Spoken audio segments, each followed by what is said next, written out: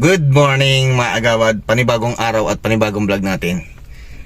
Magpapa-change oil tayo kay 1414. Mga agawad, kasi kailangan na siyang i-change oil eh. Humingi na rin tayo ng oil filter at langis. Ang langis natin, ayan, nasa likod na. Ayan, nilagay lang sa bote, 4 liters mga agawad. Kasi nakita ko sa record, yung kanyang change oil is sobra-sobra na.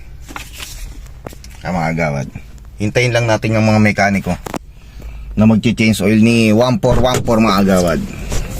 Angat muna natin yung hood. Diba tayo? Sana all. Buwa natin.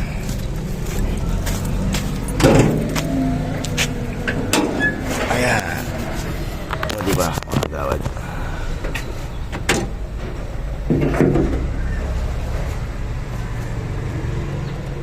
Kulang na ang langis niya rin. Busy pa ang mga mekaniko mga agawad. Diba? Saka yung ilaw natin sa late light, papapalitan na rin natin kasi pundito siya. Wala nang ilaw diba? Hintayin lang natin yung mekaniko mga agawad. Busy pa eh.